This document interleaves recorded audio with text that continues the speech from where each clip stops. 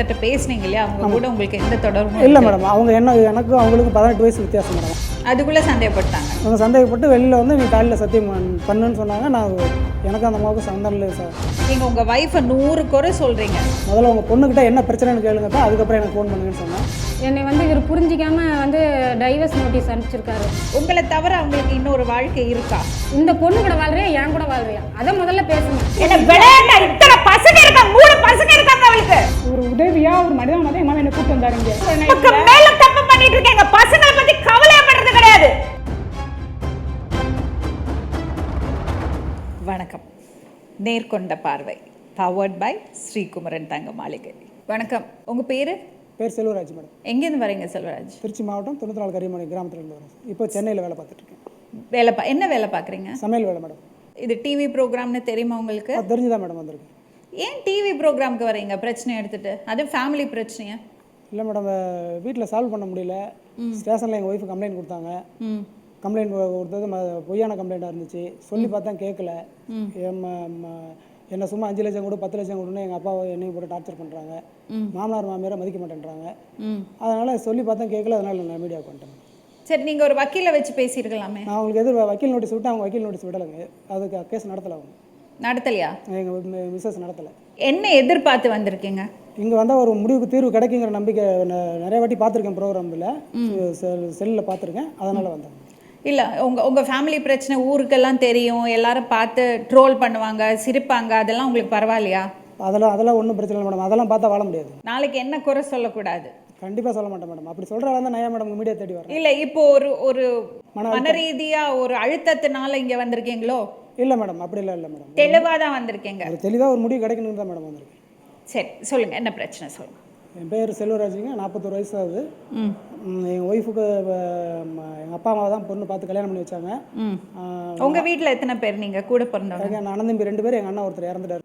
அப்புறம் இவங்களுக்கு கல்யாணம் பண்ணி வச்சாங்க. கல்யாணம் பண்ணி வச்சு இடையில கொஞ்ச நாள் சந்தோஷமாக இருந்தோம். அப்புறம் போக போக இவங்களுக்கு சண்டை பிரச்சனை என்கிட்ட உங்களுக்கு ஆரம்பிச்சிட்டாங்க.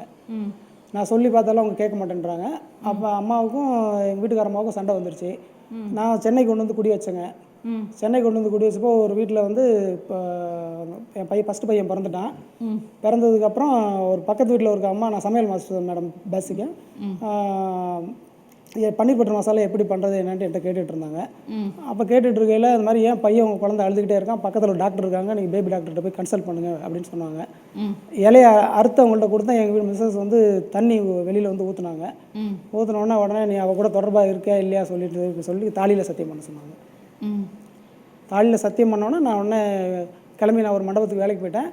வேலைக்கு போனதுக்கப்புறம் நான் அவங்கள அடிக்கல, ஒன்றும் செய்யலை. இது என் தலையெழுத்து, என் தலை விதின்னு சொல்லிட்டு போயிட்டேன். இவங்க வீட்டுக்கு என்ன தலையெழுத்து சொல்கிறீங்க? அவங்க சந்தேகப்பட்டதா? ஆமாம் மேடம். தாலியில் சத்தியம் பண்ணிட்டு குடும்பம் நடத்துறது என்ன விஷயம்? அது என்ன பர்பஸ்க்காக நான் தாலியில் சத்தியம் பண்ணேன்? சரி, அப்போ நீங்கள் சொல்ல வரீங்க, நீங்கள் இன்னொருத்தட்ட பேசுனீங்க இல்லையா, அவங்க கூட உங்களுக்கு எந்த தொடர்பும் இல்லை மேடம். அவங்க எனக்கும் அவங்களுக்கும் 18 வயசு வித்தியாசம் மேடம். அவங்களுக்கு கல்யாண வயசில் 3 பசங்க இருக்காங்க. அது அப்போ ஒரு மடிப்பக்கத்தில் ஒரு வீட்டில் சும்மா சாதாரணமாக தான் பேசிட்டு அதான் பேசுகிறேன் மேடம். ஒரு 5 மினிட்ஸ் கூட இருக்காது, அவ்வளோதான் பேசினேன் மேடம்.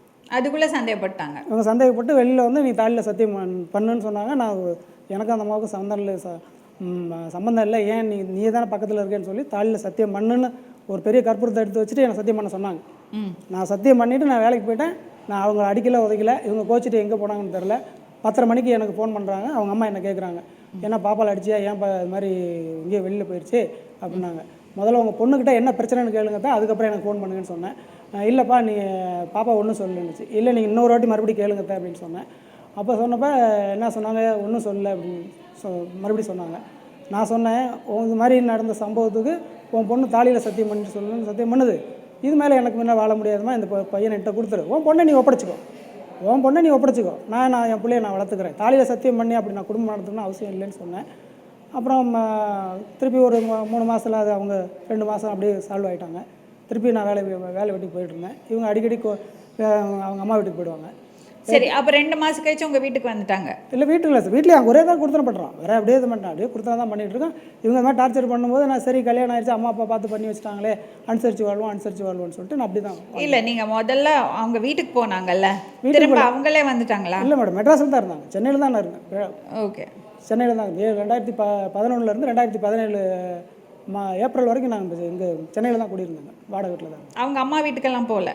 அவங்க அம்மா வீட்டுக்கு போகலாம். ஆனால் எங்கே போனாங்கன்னு தெரியல. 10:30 மணிக்கு திருப்பி ஃபோன் பண்ணும்போது எங்கள் அத்தை சொன்னாங்க, அத்தைக்கிட்ட சொன்னேன், இதுக்கு மேலே பிரச்சனை வந்தால் விவாகரத்து பண்ணிக்கலாம் அப்படின்னு சொன்னேன். எங்கள் அத்தை தான் சொன்னாங்க, அம்மா நீ உங்கள் பொண்ணோட கோவத்துக்கு நான் என்னால் தீனி போட முடியாது. நானும் சமையல் வேலைக்கு போய் நைட்டு போல் வேலை செஞ்சு சாப்பாடு போட்டுட்ருக்கேன்.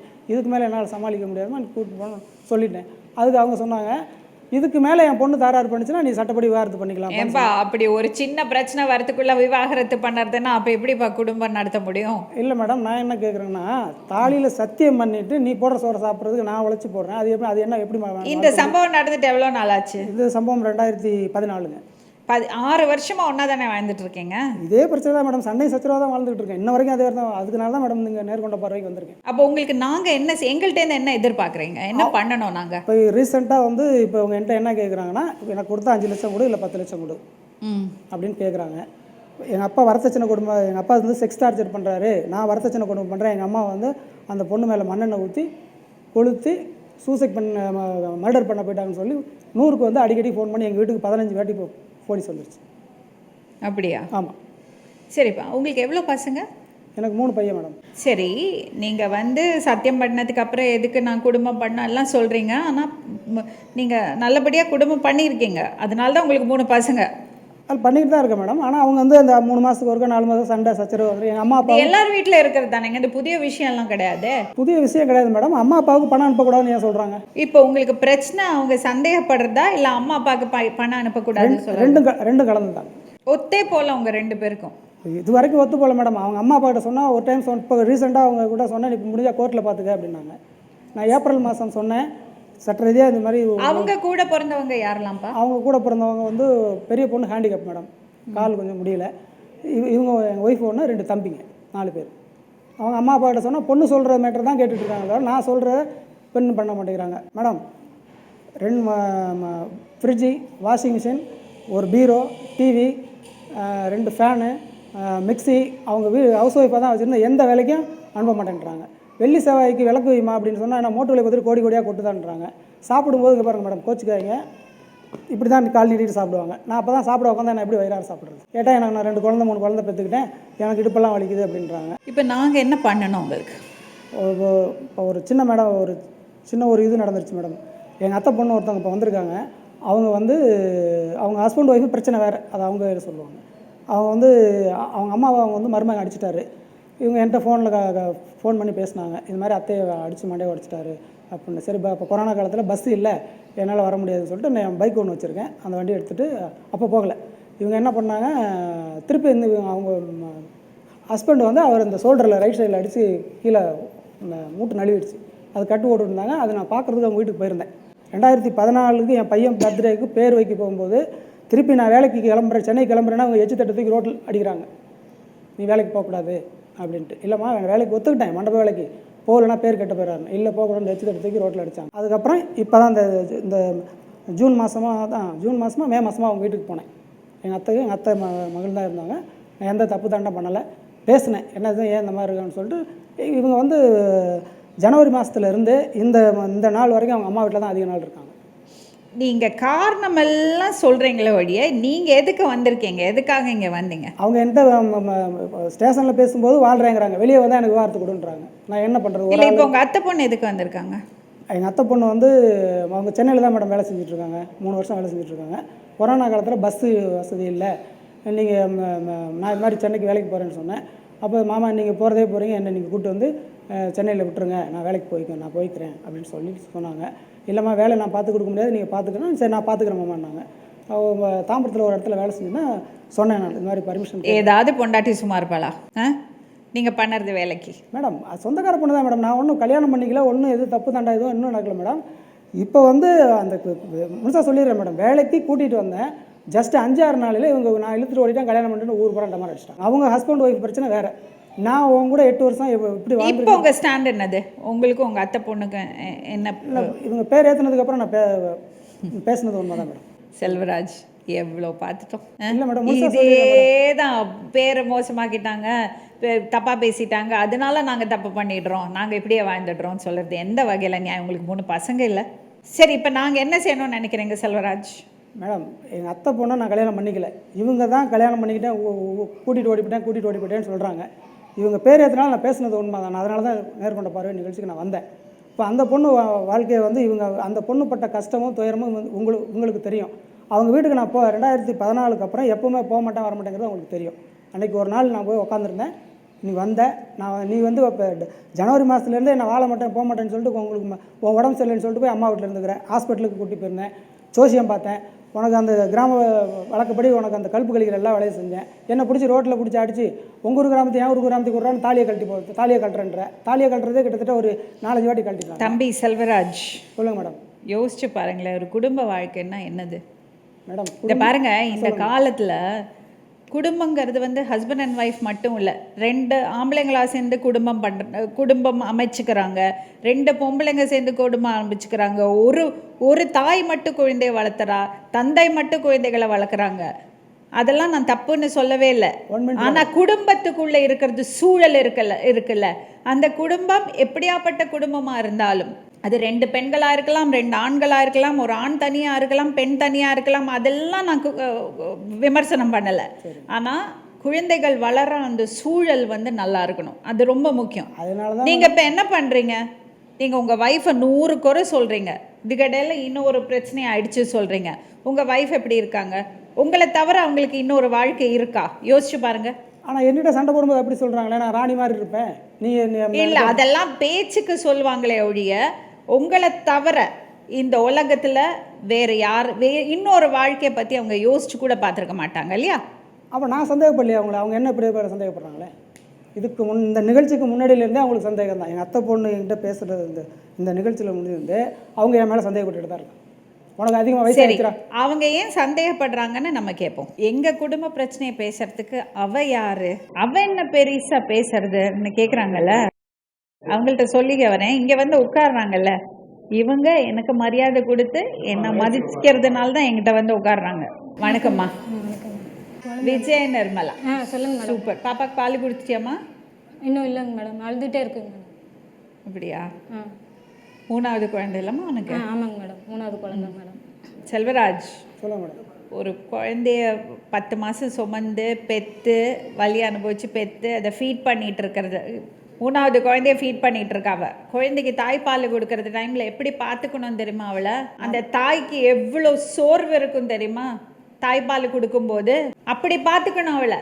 நான் எப்படி பார்த்துக்கிட்டேன்னு அவங்க வாயிலே சொல்கிறேன். அதில் தப்பு இருந்த நேரமாக நான் ஒத்துக்கிறேன். அவங்களே சொல்லுங்கள். நிர்மலா, சொல்லுங்க மேடம். உங்கள் கணவர் வந்து நீங்கள் ரொம்ப சந்தேகப்படுறீங்கன்னு சொல்கிறாரு. அடுத்தது வந்து அவங்க அப்பா அம்மாவை பார்க்குறதுக்கு நீங்கள் வந்து தடை போடுறீங்க, அவங்களுக்கு காசு அனுப்பக்கூடாது சொல்கிறீங்கன்னு அவர் சொல்கிறாரு. சரிங்க மேடம். இப்போ இங்கே வந்திருக்கிறது ஏன்னு கேட்டபோது அவங்க அத்தை பொண்ணு கூட வந்திருக்காரு. அவருக்கும் அந்த அத்தை பொண்ணுக்கும் எந்த சம்பந்தமும் இல்லை. ஆனால் அவங்கள கூட்டிகிட்டு ஓடிட்டாருன்னு நீங்கள் ஊர் பூரா சொன்னதுனால இப்போ அவங்களோட வாழறதுக்கான ஒரு கட்டாயத்தில் தள்ளப்பட்டிருக்காருன்னு அவர் சொல்கிறாரு. சரிங்களாம்மா? இப்போ அது பேசுறதுக்கு தான் இங்கே வந்திருக்காரு. சரிங்க. உங்களுக்கு விருப்பம்னா பேசலாம். இது டிவி ப்ரோக்ராம் டெலிகாஸ்ட் ஆகும். உங்களுக்கு விருப்பமானால் மட்டும் நான் உங்கள்கிட்ட 2 பேர்ட்டையும் பேசுகிறேன். விருப்பம்தாங்க மேடம். நான் என்னோடய திருமண வாழ்க்கையில் வந்து இங்கே சென்னையில் தான் வந்து இங்கே குடி வச்சார். நான் இவர் வேலைக்கு போவார், நான் வீட்டில் தான் இருப்பேங்க மேடம். நான் நல்லா தான் இருந்தார். இவர் அடிக்கடி அவங்க அம்மா வந்து என்னை ஊருக்கு போனால் வந்து என்னை தொந்தரவு பண்ணுவாங்க, கொடுமை பண்ணுவாங்க, மாமியார் கொடுமை பண்ணுவாங்க. வந்து அது எனக்கு ரொம்ப நான் கஷ்டப்படுவேன். அவங்க அம்மா கிட்ட ரொம்ப டார்ச்சர் பண்ணுவாங்க. அதனால நான் வந்து நீங்கள் ஊருக்கு போகும்போது நீங்கள் மட்டும் போயிட்டு வாங்க அப்படின்னு சொல்லுவேன். இல்லை கேட்காம என்னை அடித்து இழுத்துட்டு போவார். என்ன டார்ச்சர் பண்ணுவாங்கம்மா? நான் என்ன வேலை செஞ்சாலும் அதுக்கு ஒரு தப்பு சொல்லுவாங்க. என்னை வாய்க்கு வந்தபடி பச்சையாக திட்டுவாங்க. ஊரை மெஞ்சவா, ஊர் பொறுக்கணவா அப்படின்னு வாய்க்கு வந்தபடி பேசுவாங்க. இப்போ கூட 4 நாளைக்கு முன்னாடி எங்கள் அப்பா அம்மா கிட்ட சண்டை போட்டு ஊரில் வந்து விட்டாங்க. வீட்டில் கூட நுழையில இவளை ஏன் இங்கே கூட்டிகிட்டு வந்த அப்படின்னு சொல்லி வாய்க்கு வந்தபடி பேசுனாங்க. ஒரு பொண்ணு வந்து ஒரு குழந்தைக்கு 3 குழந்தைக்கு தாயாக ஆயிட்டேன். இவங்க பார்த்து தான், பெரியவங்களாம் பார்த்து தான் எனக்கு கல்யாணம் பண்ணி வச்சாங்க. இவர் தான் வாழ்க்கைன்னு இவர் கை பிடிச்சிட்டேன். அப்போ வந்து இவர் தான் உலகம்னு நான் இவருக்காக தான் நான் வாழ்கிறேன். நான் 3 குழந்தைங்கள் ஆன பிறகு எனக்கு வந்து என்னை வந்து இவர் புரிஞ்சிக்காமல் வந்து டைவர்ஸ் நோட்டீஸ் அனுப்பிச்சிருக்காரு. இவர் அனுப்பிச்சிருக்காரு. அனுப்பிச்சிருக்காரு. லால்குடி ஸ்டேஷனில் அந்த நோட்டீஸ் இருக்குது. அப்போ என்ன புரிஞ்சுக்கிட்டு என் கூட குடும்பம் நடத்தினாருன்னு எனக்கே தெரியல மேடம். எனக்கு வந்து நீங்கள் நல்லபடியாக தான் வாழ்ந்தீங்களாம்மா? நான் நல்லபடியாக தாங்க மேடம் வாழ்ந்தேன். உங்களை நல்லா பார்ப்பாரா அவர்? அவர் வந்து அதிகம் பார்த்துக்க மாட்டார், இருந்தாலும் சும்மா மேம்போக்காக இருப்பார், அவ்வளோக்கெல்லாம் பார்த்துக்க மாட்டார். இவங்க வீட்டில் வந்து இவங்க ஒரே ஒரு பையன்தான். எங்கள் வீட்டில் 4 பேர், என்னோட கூட பிறந்தவங்க 4 பேர். எங்கள் அக்கா வந்து கால் ஹேண்டிகேப்பு. அந்த பொண்ணு வந்து வீட்டோட தான் இருக்கும் அப்படின்னு சொல்லிட்டு என்னை தான் கல்யாணம் பண்ணி கொடுப்பாங்க. அதனால் அவங்க பெற்றவங்களாம் பார்த்து கல்யாணம் பண்ணி கொடுக்குறதா நம்ம சம்மதிச்சு கல்யாணம் பண்ணிக்கணும்னு அவங்க பார்த்து கல்யாணம் பண்ணி வச்சாங்க இவருக்கு. இனி வரலையும் இவரை விட்டு நான் இவர் மனசால உடலால் துரோகம் பண்ணதில்லை.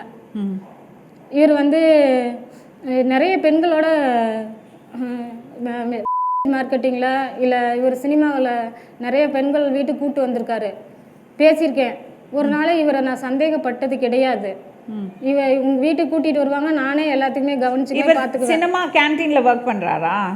இது 2004 போய் ஒர்க் பண்ணேன்னு சொல்லி சொன்னார். சென்னை கவர்மெண்ட் மேடம், சென்னைக்கு நான் வந்து திரைப்பட உதவி இயக்குனர் வேலைக்கு தான் வந்தாங்க. எப்போ எங்கள் வீட்டுக்கு வந்தாங்க, என்னோட கம்பெனியில் வேலை செஞ்சாங்க, பெரிய பையன் பர்த்டேக்கு வந்தாங்க. தெளிவாக சொல்லு. நிறைய பெண்கள் வீட்டுக்கு கூப்பிட்டு வருவார். இவங்க தெரிஞ்சவங்க ஃப்ரெண்டுங்க எல்லாருமே கூப்பிட்டு வருவாங்க. அவங்களே நான் உட்கார வச்சு டீ குடிப்பேன், சாப்பாடு போடுவேன், எல்லாமே பார்த்துக்குவேன். ஏன் இவங்களை வீட்டுக்கு கூப்பிட்டு வரேன்னு நான் கேட்க மாட்டேன். பெண்கள் வீட்டுக்கு தானே நம்ம கூட்டிகிட்டு வராரு, ஃப்ரெண்ட்ஸை வீட்டுக்கு கூட்டிகிட்டு வந்தாங்க. கூட்டிகிட்டு வரட்டுங்க மேடம், தப்பு கிடையாது. நான் சந்தேகப்பட்டது. நிறைய பெண்கள் வந்திருக்காங்க, பொண்ணுங்க பேரை சொல்லுங்க. அவங்க ஃபேமிலியில் இருக்காங்க, நம்ம ஃபேமிலிக்காக அவங்க பேரை சொல்லி அவங்க ஃபேமிலியில் பிரச்சனை ஆக்கக்கூடாது. என்ன பிரச்சனை? நீ ரொம்ப சந்தேகப்படுவியோம்மா? இல்லைங்க மேடம். அவர் சொல்கிறாரு சந்தேகப்பட்டு தாலியிலலாம் சத்தியம் வாங்குவேன்னு. அவர் வந்து நிறைய பொய் சொல்கிறாருங்க மேடம். அவர் வந்து இப்போ வந்து இங்கே சென்னையில் 8 வருஷமாக இருந்தேன். அவர் ஊருக்கு அடிக்கடி கூப்பிடுவார். அவங்க அம்மா என்னை கொடுமை பண்ணுறதுனால நான் அழுதுகிட்டு வரமாட்டேன்னு சொல்லுவேன். நீங்கள் போயிட்டு வாங்க அப்படின்னு சொல்லுவேன். என்னை அடித்து கொடுமைப்படுத்தி கூட்டிகிட்டு போவார். இருந்தாலும் போய் அங்கே தங்குவேன், இவருக்காக தங்குவேன். அவங்க அம்மா என்னை சாப்பிட விட மாட்டாங்க, தூங்க விட மாட்டாங்க, குழந்தைய வச்சுட்டு இருக்க விட மாட்டாங்க. நிறைய பேர் வெளியில் ஊர் உலகம் பார்த்து அசிங்கப்படுத்துகிற மாரி வெளியில் வந்து பேசுவாங்க, சண்டை போடுவாங்க, மண்ணை வாரி மேலே தூத்துவாங்க, என்னை பச்சையாக பேசுவாங்க. நான் யாருக்கிட்டே நின்று பேசுனா அவனை வச்சுக்கிட்டா இவனை வச்சுக்கிட்டான்னு சொல்லி தப்பாக பேசுவாங்க. 8 வருஷமாக இங்கே இருந்தேன். இவர் 2 யூகேஜி பெரிய பையன் யூகேஜி படிக்கிறான். அரையாண்டு லீவில் முழாண்டு லீவில் நான் ஊருக்கு போனேன். இது பாத்திரத்தை கொண்டு வந்து அங்கே அவங்க ஊரில் வச்சுட்டு நீ இங்கே தான் இருக்கணும் அப்படின்னு சொல்லிட்டு ஃபோனில் டார்ச்சர் பண்ணார். இவர் வந்து நான் இல்லாத நேரம் பார்த்து எங்கள் அம்மா கிட்ட சத்தம் போட்டு குழந்தைங்கள நான் என் ஊருக்கு கூட்டிகிட்டு போகிறேன்னு சொல்லி 2 பேரையும் கூட்டிகிட்டு போயிட்டார். 2 பேரும் கூட்டிகிட்டு போனார். பெரிய பையன் வந்து யூகேஜி படித்தான், சின்னவனுக்கு வந்து 1.5 வயசு கூட 2 வயசு கூட ஆகலை, பால்குடி மறக்கல. ஊரில் அவங்க அம்மா வீட்டில் கூட்டிகிட்டு போய் விட்டுட்டு ஃபோனே எடுக்கல, ஃபோன் பண்ணாலும் ஃபோன் அட்டன் பண்ண மாட்டேன்ட்டார். நானும் 8 நாள் ஆச்சு குழந்தைய பார்க்காம நான் ரொம்ப மனநிலைக்கு ரொம்ப ஆளாகிட்டேன். போய் ஊருக்கு குழந்தைய தூக்க போனால் இந்த குழந்தைய எதுக்கு இங்கே தூக்க வரா, அது இருந்தால் இருக்குது, செத்தா சாகுது அப்படின்னாங்க அவங்க அம்மா. நான் என் குழந்தைய எனக்கு வேணும்னு சொல்லி பிடிவாதமாக தூக்கிட்டு வந்தேன். ஜுரம் அடிச்சிச்சு, ஹாஸ்பிட்டலில் கூட்டி போய் ஊசி போட்டு இந்த குழந்தைய கொஞ்ச நேரம் விட்டால் நீ அது செத்துருக்குமா, இவ்வளோ நாளாக இப்படி வச்சிகிட்டு இருக்க, நீ தாயாக இருந்து பக்கத்தில் பார்த்துக்கிட்டே என்ன அப்படின்னு கேட்டாங்க. குழந்தைக்கு அது பாத்ரூம் போகாமல் இருந்தது. அதுக்குண்டான சொல்யூஷன் நான் பண்ணிவிட்டு 8 நாள் ஆச்சு பாத்ரூம் போகாமல் இருந்து. அப்போ தான் பாத்ரூம் போணுச்சு. குழந்தை கண்ணு மொழியெல்லாம் உள்ளே ஏற குத்திருச்சு. இவர் அவங்க அப்பா அம்மா கிட்ட குழந்தைய நிறைய அடிக்கடி என்கிட்ட புடிவாதம் பண்ணி கடத்திட்டு கூட்டிகிட்டு போய் அங்கே வச்சுட்டு என்னை வம்புழுப்பாரு, நீ அங்கே தான் இருக்கணும் அங்கே தான் இருக்கணும். அவங்க அம்மாவுக்கும் எனக்கும் ஒரு அண்டர்ஸ்டாண்டிங் இல்லாமல் இவ்வளோ நாளாக போய்கிட்டே இருந்துச்சு. இவங்க யாருமே என்னை வந்து ஒரு உறவாக மதிக்கவே இல்லை. என்னை மருமகளாக அந்த அம்மா பார்த்ததில்லை, மகளாகவும் நினைக்கிறதில்லை. ஒரு வேற்று மனுஷியை கூட நினைக்காம எனக்கு உடம்பு சரியில்லாத நேரம் பார்த்து இன்னொரு பெண்ணை என்னை எப்படியாவது இவளை விரட்டி விடணும்னு சொல்லி என்னை கல்யாணம் பண்ண புதுசுலே என்னை தப்பு சொல்லி அப்பயே விரட்டி விட பார்த்துச்சு. நான் இவர் தான் அப்படின்னு சொல்லிட்டு கெட்டியமாக பிடிச்சிக்கிட்டேன். என்ன தப்பு சொல்லி அம்மா கெட்டியமாக பிடிச்சி நான் பிடிச்சிக்கிட்டேன். என்ன தப்பு சொன்னாங்க அம்மா, அதை விளக்கம் சொல்லு. இவங்க வந்து நான் சாதாரணமாக ஃபோன் பேசினாவே நான் அவங்ககிட்ட பேசுகிறேன், இவர்கிட்ட பேசுகிறேன் அப்படிங்கும்போது நீ கண்ணால் காண்பிச்சு நீ தப்பு ரைட்டுன்னு நிரூபிச்சிருக்கணும். யார் எதை சொல்கிறாங்களோ அவங்கள பேச்சு கேட்டுக்கிட்டு நீ வீட்டில் சந்தேகம் எடுப்பார், நிறைய சந்தேகம் எடுப்பார். அப்படி இருக்காத இப்படி இருக்காத, யார்கிட்ட பசங்கள்கிட்ட ஜென்ஸுங்கள்கிட்ட பேசினாவே சந்தேகம் எடுப்பார். அவருக்கு பிடிக்காத விஷயங்களை நான் பண்ண மாட்டேன், அவங்கள்ட்ட யார்கிட்டையும் பேச மாட்டேன். ஒரு நிமிஷம் பேச மாட்டேன். இவர் வந்து மேடம் இவங்க அம்மா வந்து அவங்க சொந்த பந்தங்களா எனக்கு யாருமே இல்லைன்ட்டு அவங்க மேலே ரொம்ப பிரியமாக இருப்பேன். அவங்க அம்மா அப்பா பேச்சு கேட்டுக்கிட்டு ஏன் அவள் கொடுக்குறத நீ டீயோ சாப்பாடோ எதுவும் வாங்காத, அவங்களுக்காக சப்போர்ட் பண்ணிவிட்டு என்கிட்ட சண்டைக்கு வருவாங்க, என்னை அடிப்பாங்க, என்னை அடித்து துன்புறுத்துவாங்க. ஒரு மாமியார் வந்து என் காலில் தொடையில் எட்டி உதச்சி இந்த காலே நடக்க முடியல மேடம், என்ன பண்ணு, என் புருஷன் ஓடி போயிட்டாருன்னு சொல்லுவேன். ஊருக்கு போய் என் புருஷனை பார்க்க போனா அங்கே போய் கேட்டால் இவர் தான் கூட்டிகிட்டு போய் ஓடி போயிட்டாருன்னு சொன்னாங்க. நான் என்ன நினச்சி வீட்டுக்கு போனால் எங்கே நான் உங்கள் பையன் அப்படின்னு கேட்டதுக்கு உனக்கு இங்கே வீடு இல்லை வாசல் இல்லை, என் மகன் இன்னொரு பொண்ணை எடுத்துக்கிட்டா உனக்கு இங்கே என்ன வேலை அப்படின்னு சொல்லி என் மாமனார் உனக்கு வீடு வாசல் இல்லை மேடம். ஒரு நிமிஷம் 8 வருஷம் மேடம் 8 வருஷம் சென்னையில் தான் இருந்தேன். இவர் அம்மா பேச்சை கேட்டுட்டு பாத்திரம்லாம் அங்கே போய் அவங்க அம்மா வீட்டில் போட்டாங்க, நீ அங்கே தான் இருக்கணுமா அப்படின்னு சொன்னார். பெரியவங்களாம் 4 பேர் சண்டை போட்டு கூட்டிகிட்டு போனார். சரி இவர் புருஷன் சொல்கிற பேச்சுக்கே கேட்போன்ட்டு அங்கே இருந்தேன். அவங்க அம்மா நிறைய டார்ச்சர் பண்ணேன். இந்த 3வது குழந்தைக்கு நான் வயிற்றுல பெற்று எடுத்திருக்கதே பெரிய விஷயம். நான் செத்துருந்தா கூட இந்த 3வது குழந்தை வயிற்றுலேயே நான் செத்துருப்பேன் மேடம். ரொம்ப என்னை கொடுமைப்படுத்துங்க மேடம். வீட்லேயே இருக்க முடியாது, சாப்பிட முடியாது, தூங்க முடியாது. கோவிலில் வந்து சமைச்சு வச்சுட்டு பிள்ளைங்களை கூட்டிகிட்டு வந்து வீட்டுக்கு முன்னாடி கோவில் இருக்குது, அந்த கோவிலில் வந்து உட்காந்துக்குவேன். இவர் அவங்க அம்மாவை பேச்சை கேட்டுக்கிட்டு என்னை பார்த்துக்கவே மாட்டார். நான் பிடிவாதமாக ஒரு வாடகை வீட்டுக்கு பார்த்து போகலாம் அப்படின்னு சொல்லி நிறைய தடவை சொல்லியிருக்கேன். ரொம்ப மன உளைச்சலுக்கு ஆனா மேடம். இந்த குழந்தை வயிற்றுல இருக்கும்போது இவர் வந்து டெலிவரி ஆன பிறகு இவர் விட்டுட்டு நான் இங்கே இருந்தால் கடன் கட்ட முடியாது, நான் சென்னைக்கு போகிறேன்னு சொன்னார். சரின்ட்டு போயிட்டு வரட்டுன்னு அனுப்பிச்சி வச்சேன். அப்போ தான் இவங்க அத்தை பொண்ணு வந்து, அந்த பொண்ணு கல்யாணம் ஆகி 2 பசங்க இருக்கிறாங்க, ஒரு பையன் ஒன்று ஒரு பொண்ணு ஒன்று இருக்குது. அந்த பிள்ளை புருஷனோட வாழாமல் அது எங்கேயோ வெளில ஓடி போயிடுச்சுன்னு சொன்னாங்க குழந்தைய கூட்டிகிட்டு. அந்த ஓடி போன பிள்ளை ஊரோடய வந்து இருக்கல, ஹஸ்பண்டோடையும் வந்து இருக்கல. ஒரு நாள் பையன் எடுத்துக்கிட்டு வந்துச்சு. நான் சொந்தக்காரங்க முறையில் பேசினேன், டீ கொடுத்தேன், எங்கேம்மா இருக்கிறேன் இதுமாரி அப்படின்னு கேட்டதுக்கு நான் வந்து சென்னையில் இருக்கேன், இத்தனை மகாராஷ்டிராவில் இருந்தேன், சென்னையில் இருக்கேன், குழந்தைங்க எங்கேப்பா உங்கள் குழந்தைங்களாம் எங்கே அப்படின்னு கேட்டேன். பிள்ளைங்களாம் ஹாஸ்டலில் சேர்த்துட்டு நான் வீட்டு வேலை செய்கிறேன் அப்படின்னு சொன்னிச்சு. நான் அப்போயே வந்து அந்த பொண்ணு எப்படி நம்ம வீடு இவ்வளோ நாள் பழகிருக்கிறோம், வீடு எப்படி தெரிஞ்சு இந்த பொண்ணு இங்கே வந்திருக்குன்னு நான் யோசிக்காமே விட்டுட்டேன். என்னோடய கொழுந்தனார் வந்து இவங்க சித்தப்பா பையன், அந்த பையன்கிட்ட பேசிட்டு பணம் பழக்கம் கொடுத்துக்கிட்டு அந்த பையன்கிட்ட வண்டியில் போகவும் வரவும் இங்கே சென்னையிலே அந்த பையன் கூட இருந்திருக்க மாட்டேங்குது. பழக்க வழக்கம் வச்சுக்கிட்டு காசு பணம் இதுமாரி உங்கள் கொழுந்தனார் பணம் 3000 கொடுத்துருக்காப்புல, நான் அதை வாங்க வந்திருக்கேன், என் பையன் வந்து பிள்ளைங்களாம் ஹாஸ்டலில் சேர்த்துருக்கேன் அப்படின்னு சொன்னிச்சு. ஒரு 10 நாள் கூட இல்லை, அந்த குழந்தை வந்து பையன் இறந்து போச்சு. அந்த பொண்ணு வந்துட்டு இன்னொரு முறை எங்கள் ஊருக்கு வந்துச்சு. அவங்க அம்மா சொன்னாங்க, இந்தமாரி என் பொண்ணு அங்கே வந்தால் கண்டித்து வீட்டில் விடக்கூடாது, வீட்டில் விட்டினா நான் உங்கள்கிட்ட சண்டைக்கு வருவேன் அப்படின்னு சொன்னாங்க. இந்த மாதிரிம்மா உங்கள் அம்மா அப்படி சொல்கிறாங்க, நீங்கள் வீட்டுக்கு வரத அப்படின்னு சொன்னேன்.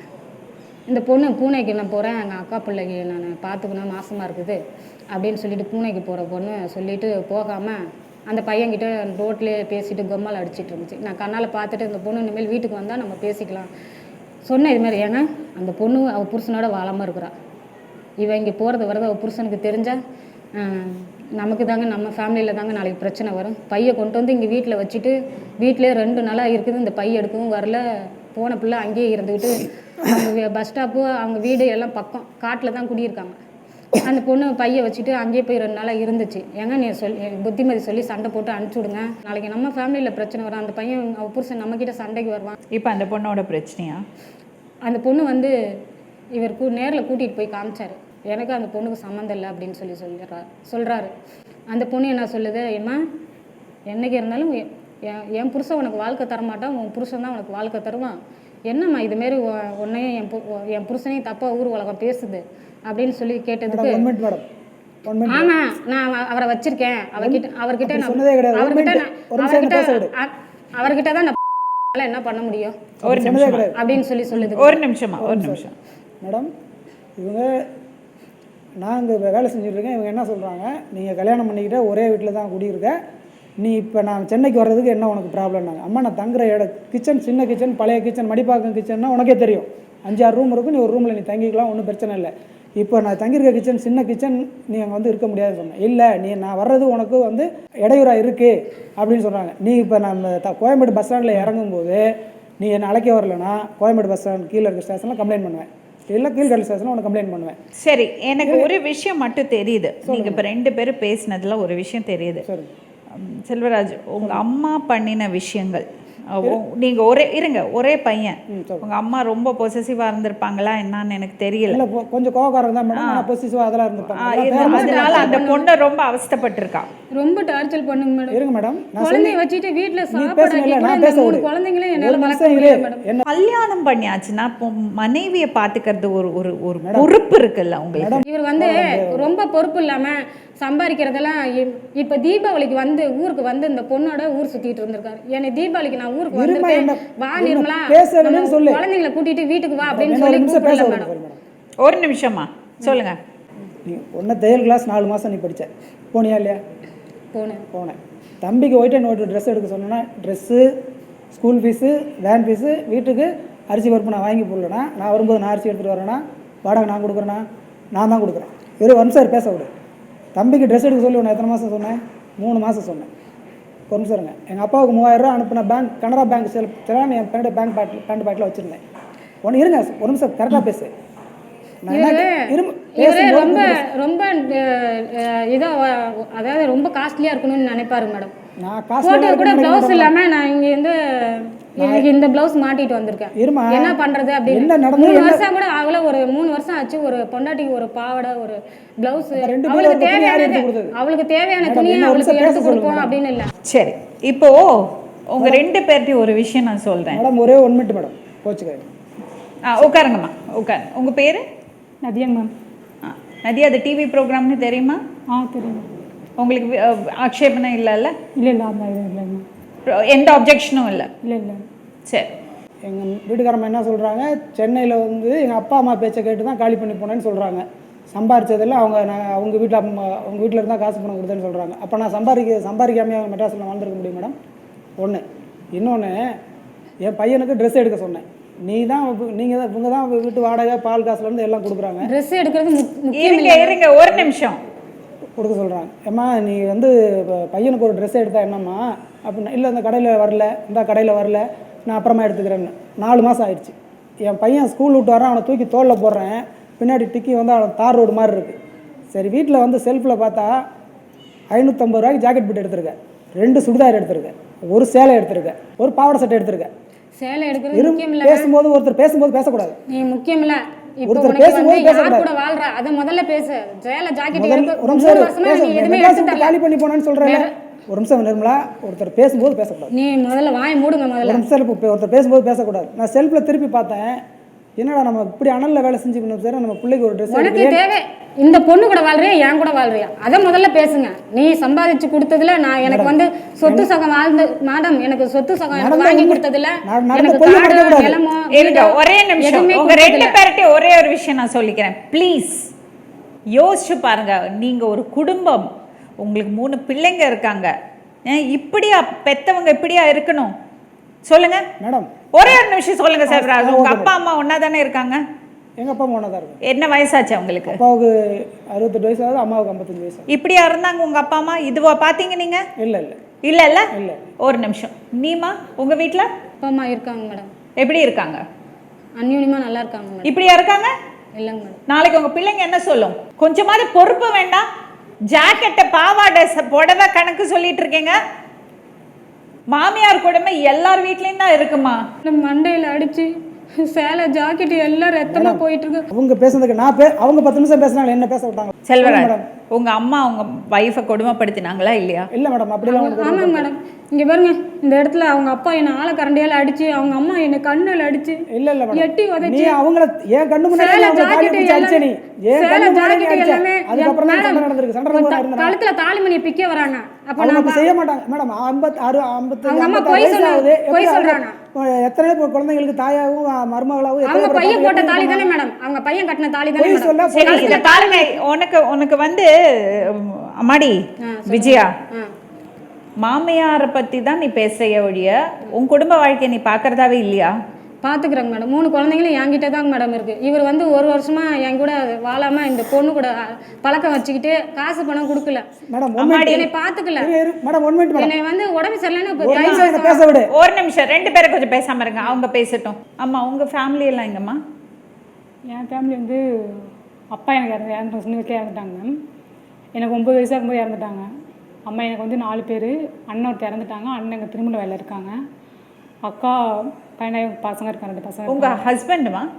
எனக்கு ஹஸ்பண்ட் வந்து ஊரில் தான் இருக்காங்க, எங்கள் ஊரில் தான் இருக்காங்க. நீங்க அவரோட வாழல? வாழலைங்க மேம். பசங்க உங்களுக்கு? பசங்க வந்து எனக்கு ஒரு பொண்ணு 1 பையன் 1 மேம். கல்யாணம் கட்டினது எனக்கு ரொம்ப, எங்கள் வீட்டில் ரொம்ப லவ் பண்ணி தான் கல்யாணம் பண்ணோம். ரொம்ப பிரச்சனையாக இருந்துச்சு. பிரச்சனையாக இருந்தப்போ எங்கள் வீட்டில் நிறைய பொண்ணுகளை தொடர்பு வச்சுட்டு என்னை கூப்பிட்டு போய் பேச வெயில் நான் சாவடிச்சிட்டேன் அப்படின்னு பசங்க துணிமணி எல்லாரும் கொடுத்து ரொம்ப குடும்பப்படுத்திட்டு இருந்தார். ஊருக்குமே எங்கள் ஊர் நிறைய பொண்ணு கூட்டு வந்திருக்காரு. எங்கள் ஊரில் பஞ்சாயத்தில் கட்டுப்படாத. இப்போ எவ்வளோ நாள் ஆச்சு நீங்கள் பிரிஞ்சு? நாங்கள் பிரிஞ்சு 3 இயர்ஸ் ஆகுது மேம். சரி, நீங்கள் உங்களுக்கும் செல்வராஜுக்கும் என்ன? இவங்க வந்து எங்கள் அத்தை பையன் மேம். இவங்க வந்து எங்கள் அத்தை பையன். இப்போ உங்களுக்குள்ள என்ன ரிலேஷன்ஷிப்? என்ன ரிலேஷன்? நாங்கள் வந்து அத்தை பையன் எங்கள் வீட்டில் வந்து ரொம்ப குடும்பப்படுத்தினாங்க மேடம். பொங்கல் நாங்கள் வந்து சென்னையில் வந்து அண்ணா நகரில் வந்து வேலை பார்த்துருந்தேன். வீட்டு வேலை சமையல் சமைச்சிட்டு அங்கேயே வீட்டில் தங்கியிருந்து வேலை பார்த்தேன்.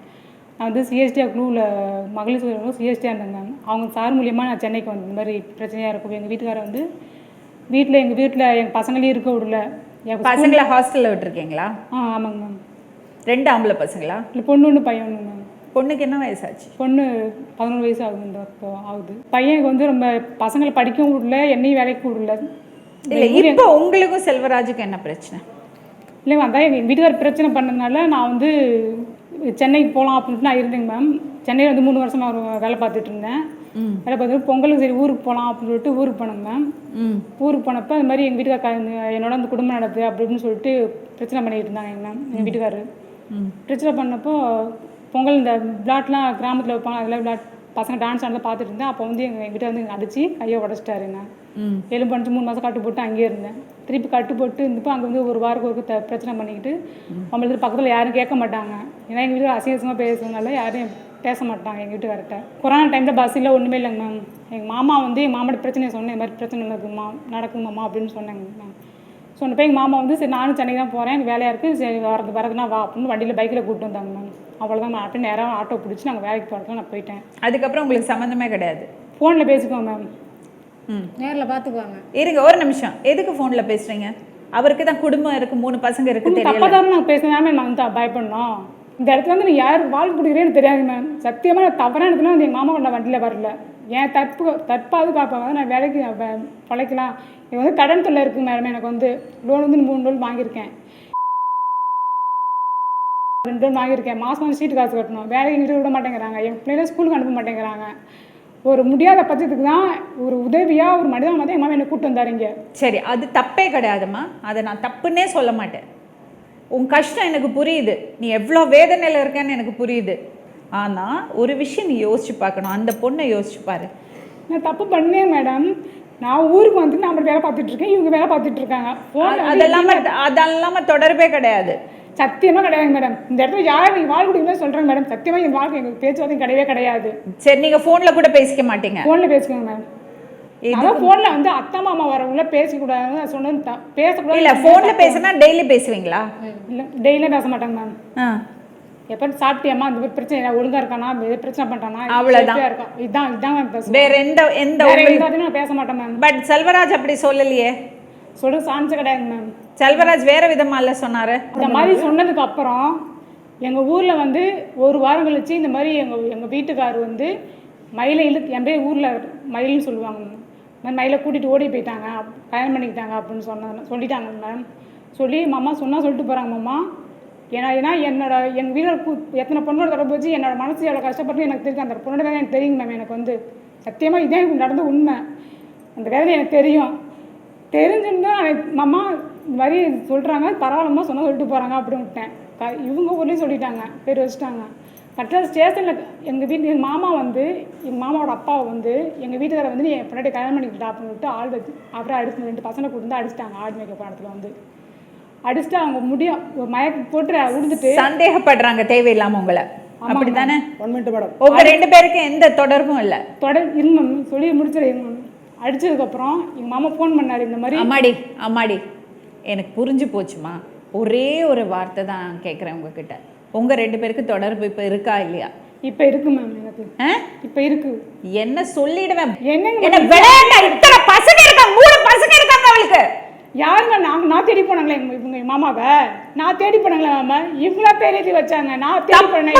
மேல தப்பு பண்ணிட்டு இருக்கீங்க. பசங்களை பத்தி கவலைப்படுறது கிடையாது, ஆளுக்கு கூத்து அடிக்கிறது. உங்க கஷ்டம் எனக்கு 100% புரியுது. ஆனா இது சொல்யூஷன் கிடையாது. பொண்டாட்டிக்கு உண்மையா இல்லாதவரை எப்படி உன்னை பார்த்து பாரு. யாராலும் இவங்க பேர் எழுதிட்டாங்க, நாங்க பேர் யாரோ ஏதோ பேசிட்டு போறாங்க. ஹலோ, யாரோ எதையோ பேசிட்டு போறாங்க. அதுக்காக நம்ம குணத்தை நம்ம மாத்திக்க முடியுமா? Selvaraj, keep quiet. இது ரொம்ப தப்பு. அவனை கூட்டிட்டு போ. உன் மாமன் சொல்றல, உன் புருஷன் சொல்றல, அவனை கூட்டிட்டு போ. வண்டில போறது தப்பா? தப்புங்க, எனக்கு தனியா கொடுங்க, நான் ஏத்துக்கிறேன். வீட்டுக்கு வந்தபோது மேடம், இந்த பொண்ணு வீட்டுக்கு வந்தபோது எங்க வீட்டுக்கிட்ட சாவி கொடுத்து இந்த பொண்ணை போய் டிராப் பண்ணுங்கன்னு சொல்லிட்டு நான் சொன்னேன்னா சொல்லு. என்னைக்கு சொன்ன? நான் போய் என்னைக்கு சொன்னேன்? உன் குழந்தை மேல சொல்லி சத்தியம் பண்ணுங்க. போய் சொல்றல, நீ போய் சொல்றீங்க.